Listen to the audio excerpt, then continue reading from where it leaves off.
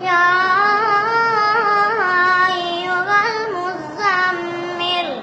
قم الليل إلا قليلا نصفه أو انقص منه قليلا أو زد عليه ورتل القرآن ترتيلا إنا سنلقي عليك قولا ثقيلا إن ناشئة الليل هي أشد وطئا وأقوم قيلا إن لك في النهار سبحا طويلا